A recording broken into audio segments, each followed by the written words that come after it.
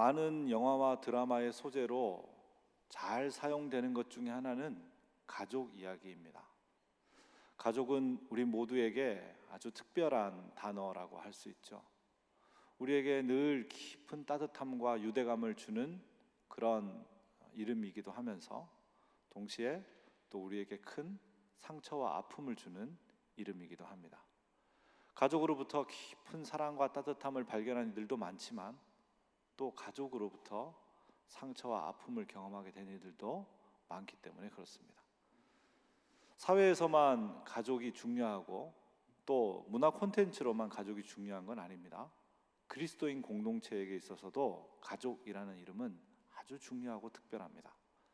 왜냐하면 예수님께서 하나님 나라 공동체를 만들어 가시면서 그 하나님 나라 운동에 참여하는 사람들을 복음서에서는 제자라는 이름으로 불렀습니다. 그리고 그 이름 말고 또 다른 이름 하나를 주셨는데 그게 뭐냐면 가족이라는 이름입니다. 오늘 본문에 바로 예수님께서 예수님과 함께 살아가고 있는 사람들을 가족이라고 부르시는 장면이 나옵니다.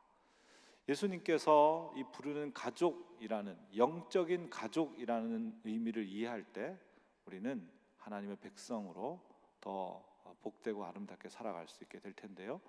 예수님께서 어떤 의미에서 이렇게 말씀하셨는지 또 영적 가족이 된다는 것은 무엇을 의미하는 것인지 오늘 본문을 통해 한번 살펴보도록 하겠습니다. 먼저 본문의 이야기를 자세히 살펴보면 46절 보십시오.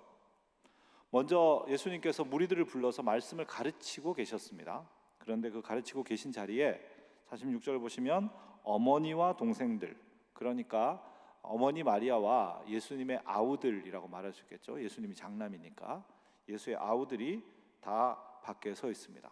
무언가 예수님께 말하려고 서 있다 그랬습니다. 말할 거 있으면 말하면 되는데 왜 서 있었을까요, 밖에? 그리고 왜 47절에 보면 어떤 사람에게 우리 왔으니까 할 말이 있다고 좀 전해주세요, 왜 그랬을까요? 아마도 많은 사람이 그 안에 있어서 안으로 들어가기 어려웠던 것 같습니다. 그래서 예수님이 잠깐 나와서 무언가 말하기를 원했죠. 그런데 예수님께서 말하려고 서 있는 어머니와 동생들의 말은 듣지 않으신 채 48절에 이렇게 말씀합니다. 같이 읽습니다. 말하던 사람에게 대답하여 이르시되 누가 내 어머니이며 내 동생들이냐 하시고. 여러분, 이건 좀 약간 너무 차갑고 약간 냉혹한 듯한 그런 발언입니다. 그죠? 누가 내 어머니인데? 이렇게 말씀하시니까. 이건 보통 우리가 가족들에게 마음 상했을 때 많이 하는 발언이죠. 우리가 다 자매 아니냐? 야, 우리가 남매잖아. 이러면 누가 남매인데? 막 이렇게 얘기할 때 그런 느낌이죠. 그죠? 자, 그래서 이 발언이 마치 예수님의 실수 아니면 예수님이 지금 컨디션이 안 좋은 거 아닐까? 이렇게 오해하지 않도록 예수님께서 쐐기를 박으십니다. 49절, 50절 같이 한번 읽을까요? 손을 내밀어 제자들을 가리켜 이르시되 나의 어머니와 나의 동생들을 보라. 누구든지 하늘에 계신 내 아버지의 뜻대로 하는 자가 내 형제요 자매요 어머니이니라 하시더라. 아멘.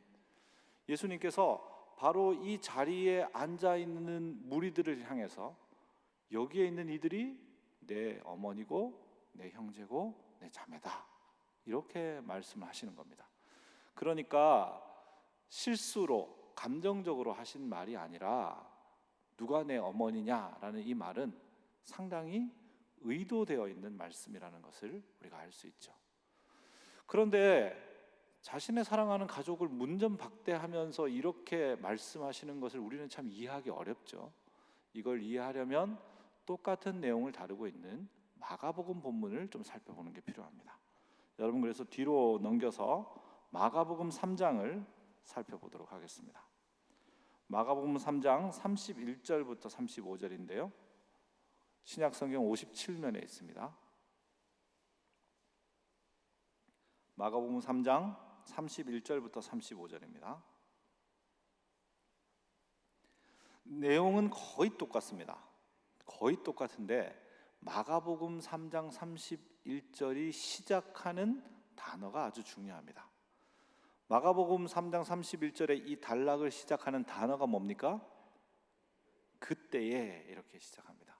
그때라는 것은 앞에 단락에 어떤 사건이 이루어지고 있을 그때에 그런 말이죠. 그러니까 우리가 일반적으로 생각하면 누군가가 걸어가고 있었는데 그때 이렇게 이야기한다면 걸어가고 있는 그 행위가 일어났을 때 그런 말이죠. 그러니까 앞에 어떤 내용인가가 중요합니다.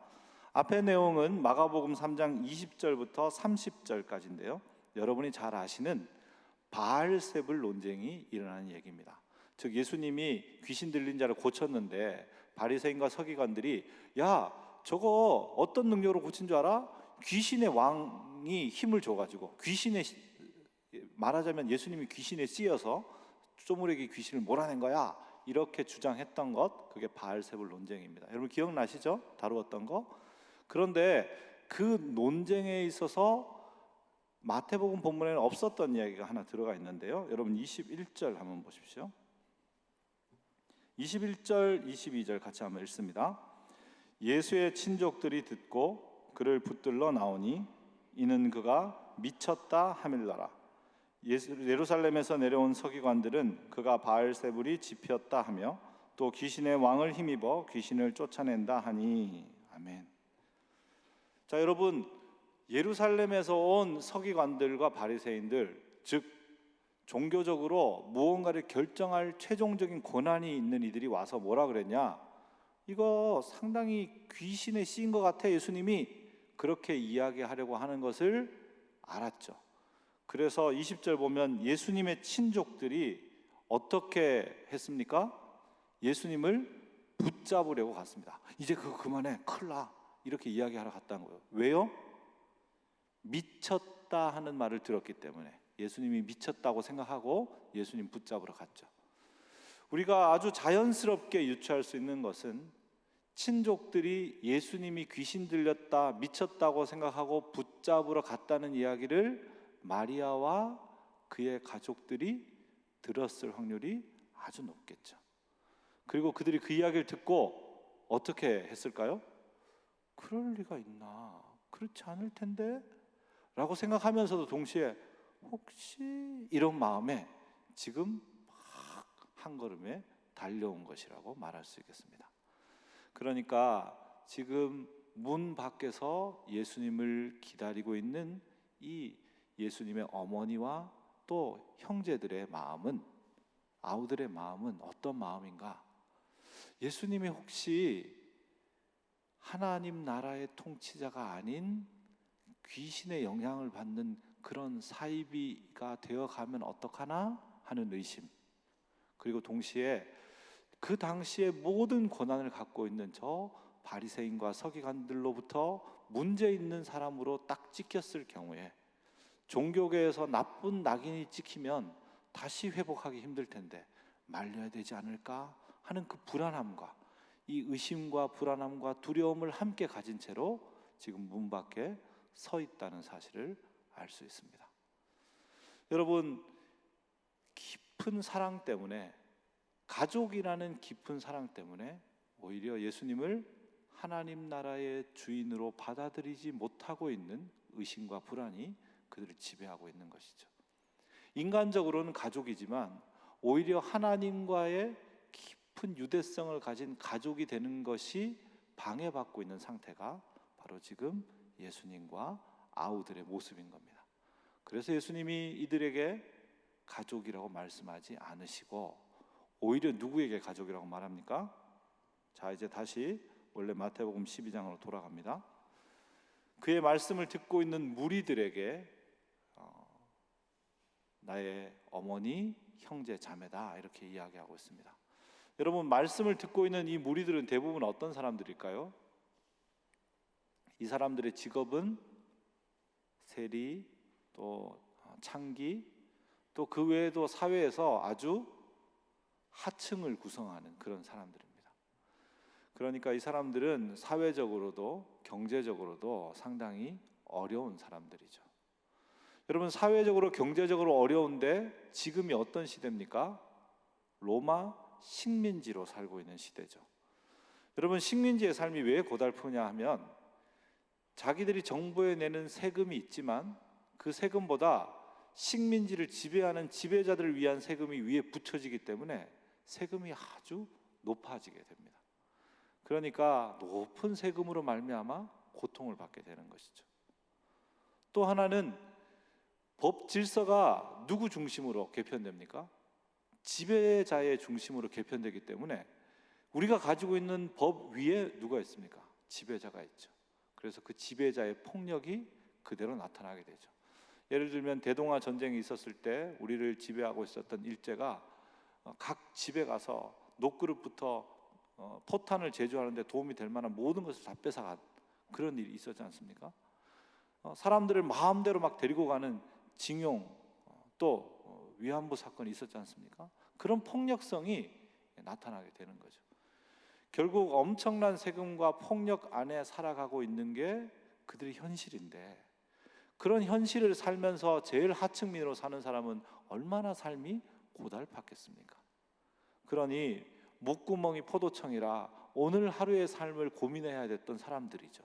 근데 이 사람들이 지금 먹고 사는 거 찾으러 안 가고 뭐 하고 있습니까? 하나님 앞에서 말씀을 듣고 있는 거죠. 지금 하나님의 말씀을 듣고 여기 있는 겁니다. 이들의 마음속에는 내가 오늘 먹고 살 걸 찾아야 나의 인생이 해결될 수 있는 현실이지만, 그러나 이 땅에 있는 억압, 부조리, 악, 기만, 속임수, 이런 모든 것을 다 벗어나게 하는 진정한 평화의 나라는 하나님께만 있다라고 생각하고 하나님의 말씀을 들으려고 예수 앞에 있는 거죠. 그러니 이들은 하나님의 나라를 간절히 갈망하는 마음으로 앉아 있는 겁니다. 그리고 그 하나님 나라의 통치자인 예수 곁에 앉아 있는 것이죠. 그러니 이들은 오히려 예수와 더 가깝고 하나님과 친밀하게 연결되어 있죠. 그런 의미에서 이들은 영적 가족이라고 말할 수 있다. 이렇게 예수님이 말씀하시는 겁니다. 여러분, 가족이라는 단어는 뭘 상징하는 겁니까? 가족은 끊어질 수 없는 깊은 친밀함, 끊을 수 없는 유대, 그걸 의미하는 것이 바로 가족입니다. 아이들 키우다 보면 형제끼리, 남매끼리 엄청 싸우죠. 내일 다시 보지 않을 것처럼 막 싸우죠. 그런데 그렇게 싸우고 나서 당장 동생이 밖에 나가서 누구한테 괴롭힘 당하고 오면 어떡합니까? 누가 이랬어? 누가 널 밀쳤어? 막 그러죠. 방금 전까지 네가 밀쳤잖아요. 예. 그랬지만 내가 밀친 거는 그거고 누가 너를 밀쳤냐? 데리고 와라. 놀이터에 그놈이 누구냐 찾으러 가자. 이게 사실은 형제고 남매죠. 항상 멀리 떨어져 있어서 자주 못 만나죠. 자주 이야기 못 하고. 그러나 그 형제와 그 자매의 안위, 또 조금이라도 힘든 일이 있다 싶으면 어때요? 내가 아픈 것 같고 내가 고통스럽고. 그렇죠. 그게 어떤 문제나 어떤 사건으로도 쉽게 끊어지지 않는 깊은 유대, 깊은 관계성의 다른 이름이 가족이라는 겁니다. 결국 하나님의 가족이 된다는 것은, 이 교회 안에서 하나님을 믿는 믿음의 사람으로 사는 것은 하나님과 끊어지지 않는 관계성 속에 사는 것이다. 그걸 이야기하는 거죠. 우리는 하나님 앞에서 함께 예배하고 함께 말씀을 들으면서 그냥 기독교인이라는 색깔을 가진 채로 한 주를 보내는 것이 아니라 우리가 모두 함께 하나님과 끊어질 수 없는, 어떤 일로도 끊을 수 없는 그 관계성 속으로 들어가게 되는 것이다. 그런 말입니다. 그것을 오늘 본문은 바로 하나님 아버지의 뜻대로 행하는 자라야 그런 가족, 즉 끊어질 수 없는 관계성으로 들어갈 수 있다. 그렇게 얘기합니다. 하나님 아버지의 뜻대로 행한다는 게 어떤 의미일까? 좀 더 구체적으로 우리 세 가지 정도로 생각해 볼 수 있겠습니다. 먼저 46절 한번 보십시오. 같이 한번 읽어보겠습니다. 예수께서 무리에게 말씀하실 때에 그의 어머니와 동생들이 예수께 말하려고 밖에 섰더니 아멘. 여러분 46절에도 밖에 섰다, 47절에도 밖에 섰다 이렇게 말하고 있습니다. 예수님에 대한 정보가 이 바리새인과 서기관들보다 이 가족들에게 훨씬 많았죠. 지금 같이 앉아있는 이 무리들보다 예수님에 대해서 훨씬 더 많이 알 겁니다. 예수님의 성격, 예수님의 기질, 또 예수님이 어려서부터 있었던 모든 사건들을 이 예수님의 가족인 마리아와 또 아우들은 너무너무 많이 알고 있을 겁니다. 그런데 예수님에 대한 많은 정보가 있지만 뭐가 없습니까? 예수님과 함께 하는 것은 없습니다. 그들은 예수님 곁에 있지 않고 예수님의 말씀이 마치 늘 들리는 말씀처럼 자기 곁에 있는 상태로 살지는 않습니다. 그저 예수님이 했던 어떤 것을 많이 알고 있을 뿐 지금 예수님 곁에 있지는 않은 것이죠. 그들은 밖에서 가끔 방문하는 사람처럼 예수님을 만나려고 할 뿐 예수님 곁에 살아가는 것은 아닙니다. 여러분, 아버지의 뜻대로 행한다는 것은 무언가 특별한, 무언가 의미 있는, 무언가 심오한 것을 하는 것이 아니죠. 그건 예수 그리스도의 말씀이 내 귀에 늘 들리는 사람으로 살아가는 것을 말합니다. 예수와 함께 매일을 살아가는 사람이 되는 것을 말합니다. 그것이 단지 종교적으로 정해놓은 주일 예배, 수요 예배, 새벽 예배처럼 정한 그 시간만이 아니라 나에게 주어진 모든 생애의 시간들이 주님과 함께 있는 시간이 되도록 만들어가는 사람을 말합니다. 그런 사람이 아버지의 뜻대로 살아갈 수 있고 하나님의 가족이 되어서 하나님과 끊을 수 없는 관계성 속에 살아가게 된다, 그렇게 말하고 있습니다. 두 번째로는 오늘 본문 한번 보십시오. 가치가 바뀌는 것, 이 기준이 바뀌는 것이 바로 아버지의 뜻대로 행하는 것입니다. 여러분 본문 보시면 47절에 한 사람, 즉 중간에 전달받은 사람이 예수님께 이렇게 얘기합니다. 보소서, 당신의 어머니와 동생들이 밖에 서 있습니다. 사람들이 보기에 예수님의 가족은 누굽니까?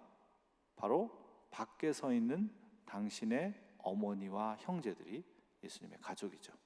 그런데 예수님이 말씀하시는 가족은 뭡니까? 49절 보십시오.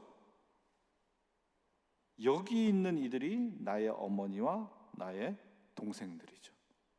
50절에 있는 것처럼 하늘 계신 아버지의 뜻대로 하려고 여기 앉아 있는 자들. 그러니까 아버지의 뜻을 추구하기 위해 자신의 먹고 삶을 포기하고 있는 이들이 바로 누굽니까? 바로 하나님의 가족이죠. 자, 그러니까 사람들이 일반적으로 생각하는 기준, 가족의 기준은 이건데 육체성을 기반으로 하는 거죠. 그런데 그게 아니고 예수님이 다른 기준, 아버지의 뜻대로 행하는 기준을 지금 세우고 있는 겁니다. 여러분, 일반적으로 사람들이 가족을 정할 때 세우는 기준은 육체적인 기준이죠. 만약 해외 입양한 자녀가 와서 사람을 찾고 그래서 부모를 만났다. 저 사람이 내 부모인지 아닌지 어떻게 압니까? DNA 검사하죠. DNA 검사하고 나면 몇 프로 일치 이러면 이제 알 수 있죠.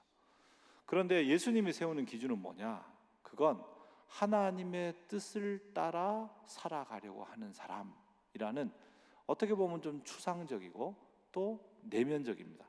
겉으로 하나님의 뜻을 따라 사는지 아닌지 알 수 없거든요. 뜻을 따라 행한다는 것은 내면을 통해 알 수 있는 거니까 내면적 기준을 세우고 있는 것이죠. 여러분, 하나님의 뜻을 따라 살아가면서 예수님과 영적으로 끊어지지 않는 관계성 가운데 사는 사람은 삶의 기준이 바뀌는 사람입니다.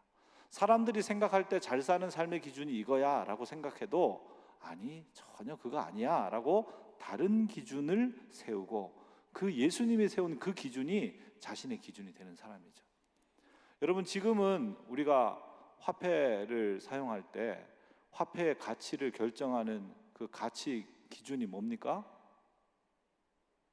거기에 적혀 있는 숫자죠, 그죠? 숫자가 클수록 가치가 높은 거죠. 그러니까 500원, 500이라고 적힌 것보다는 5천이 더 크고 5천이라고 적힌 것보다는 5만이 더 크죠. 그래서 우리가 신사임당을 사랑하잖아요, 그죠? 그런데 만약 오늘부터 화폐의 가치 기준을 무게로 바꾸겠습니다. 숫자의 크기가 아니고 무게가 기준이에요.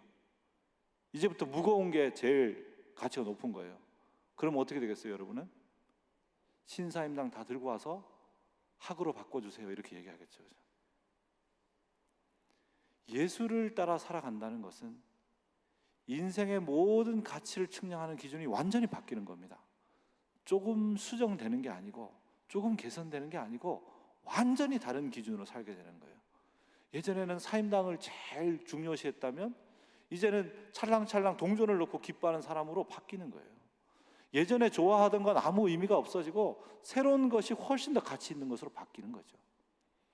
그런 삶의 가치의 전환을 경험하는 사람만이 하나님과 끊을 수 없는 관계성 속으로 들어가게 된다, 그런 말입니다. 마지막으로 세 번째, 오늘 본문 50절 같이 한번 읽어보겠습니다. 누구든지 하늘에 계신 내 아버지의 뜻대로 하는 자가 내 형제요 자매요 어머니이니라 하시더라. 아멘. 자, 여러분, 우리가 다른 사람들은 좀 이해할 수 있죠. 그러니까 뭐 예수의 형제들이 우리 형 미친 거 아니야? 좀 문제가 생기겠는데? 가봐야 될 것 같은데? 이런 건 충분히 뭐 이해할 수 있죠. 그런데 마리아는 좀 다르지 않습니까? 마리아는 예수님이 성령으로 태어나신 걸 아는 사람이죠. 마리아는 다른 사람은 몰라도 자신만이 아는 예수님의 탄생부터 12세쯤 성전에 올라갔다가 내가 내 아버지와 함께 있어야 될 줄 모르셨습니까? 그 이야기도 들었던, 어린 예수님을 데리고 정결례를 하러 갔다가 시므온이 이제야 이스라엘의 구원자를 봅니다, 그 말을 들었던. 그러니까 마리아는 이 예수님이 인간적으로 내 아들이 아니라 하나님의 아들이라는 것을 명확하게 이해할 수 있는 많은 징표들을 경험한 사람입니다. 그러니까 그런 의미에서 지금 이 마리아가 여기 와 있는 거는 참 이해하기 어렵죠. 그녀는 만약 임신 사실을 알게 되면 사람들에게 돌에 맞아 죽을 수 있는 상황임에도 불구하고 성령이 천사를 통해서 그에게 찾아오셨을 때 주의 뜻대로 되기를 원합니다. 나는 주의 비천한 여종입니다. 그렇게 말했던 사람입니다. 그런데 이 마리아가 만약 주변의 사람들이, 친족들이 와서 아이고 많이 큰일 났어, 지금 뭐 바리새인하고 서기관들이 지금 예수를 말이야 저 귀신 들렸다고 그래가지고 미쳤다네, 큰일 났어 지금, 그렇게 얘기하면은 정신 차려요. 미치기는 누가 미쳐요. 그분을 따르고 온전히 신뢰하세요. 이렇게 말할 것 같지 않습니까? 만약 자기의 아들들이 와가지고 엄마, 형 이상한 것 같아, 가봐야 될 것 같아, 그러면 시끄러, 어제 주문 들어온 테이블이나 만들어, 목수 집안에서 무슨 짓이야, 이렇게 얘기하면서 그렇게 얘기해야 될 것 같지 않나요?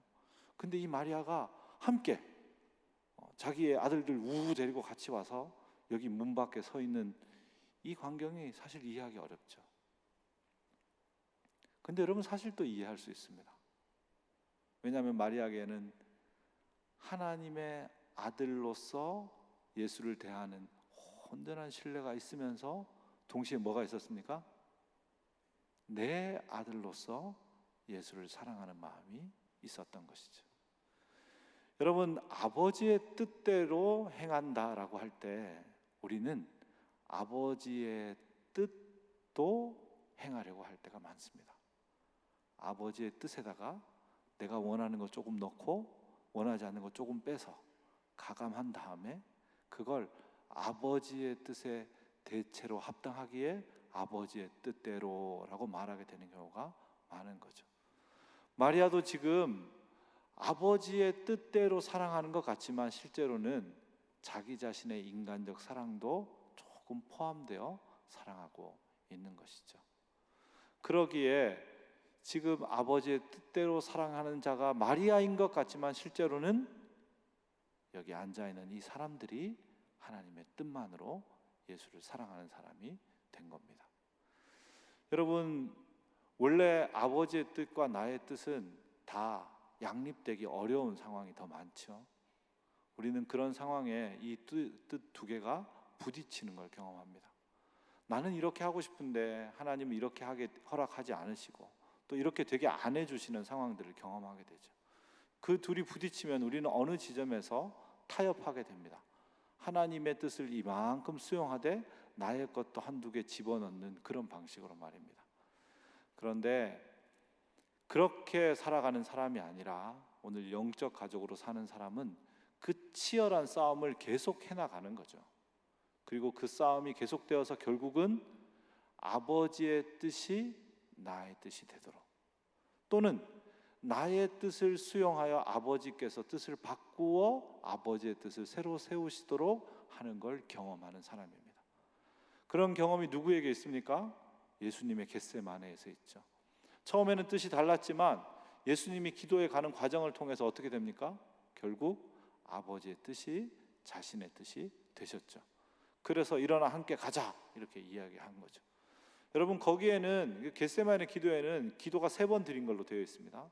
그런데 예수님께서 1시간이나 깨어 있을 수 없느냐 그리고 기도하셨는데 1시간 동안 딱 3번 기도하고 중단하셨다, 그렇게 이해할 수 없죠.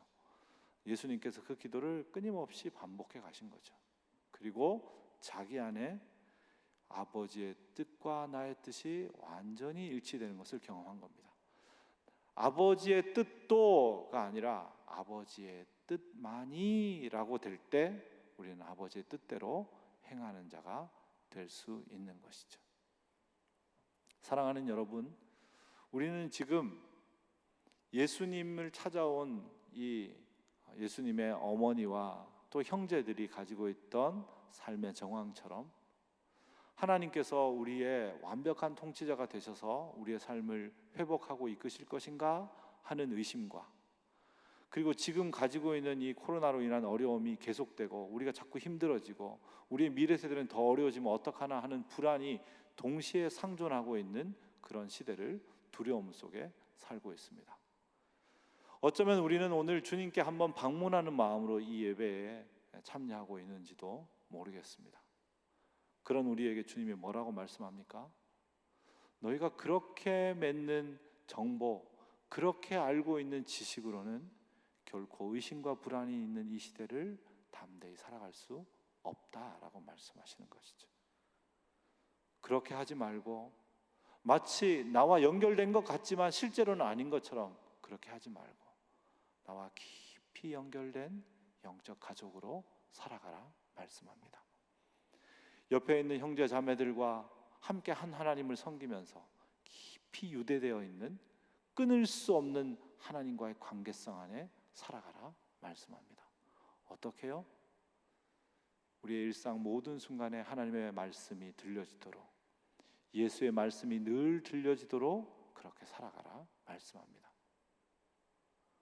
오늘 내가 기존에 가지고 있던 가치와 생각들을 완전히 폐기하고 들려주시는 그 말씀이 말씀하시는 가치와 기준에 따라 삶을 완전히 뒤엎는 그런 사람으로 살아가라 말씀합니다.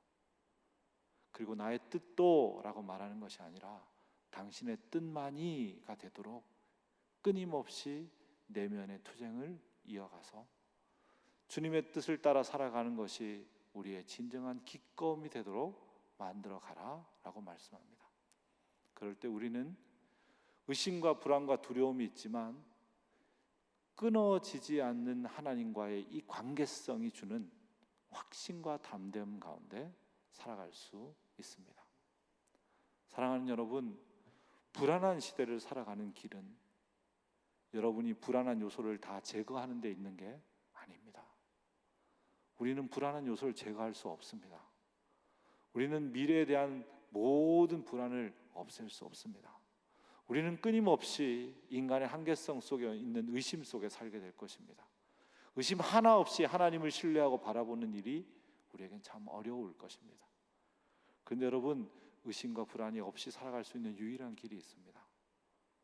그건 내가 이 땅의 모든 것으로 의심과 불안을 없애는 데 있는 게 아니라 바로 지금 우리 가운데 계신 하나님께로 깊이 나아가 그분의 말씀이 들리고 그 말씀이 우리의 가치 체계를 완전히 바꾸고 그것이 오직 주님의 뜻만을 추구하려고 하는 깊은 씨름으로 우리를 이끌어가게 할 때 그렇게 가능해집니다. 주님과 끊어질 수 없는 관계를 맺는 영적 가족이 되어가고 그렇게 서로를 영적 가족으로 권면해 가서 로마 식민지처럼 모든 삶의 고통이 너무 무거워진 이 땅이지만 담대하고 기쁘게, 로마의 식민지처럼 언제 올지 모르는 위협과 두려움이 여전히 상존하지만 담대하고 기쁘게 살아가는 그 놀라운 은혜가 저와 여러분과 함께 하길 바랍니다. 기도하겠습니다.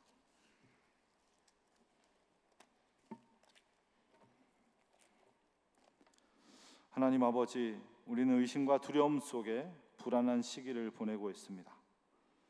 하나님, 그런데 그녀 멀리서 예수님을 안다는 생각과 지식만을 붙든 채 밖에 서서 주님을 붙들려고 하는 사람은 아닌지 우리 자신을 돌아봅니다. 주님, 불안의 시대를 살아가는 유일한 길은 바로 예수님과 끊을 수 없는 친밀함 속에 사는 것밖에 없음을 깨닫게 도와주십시오.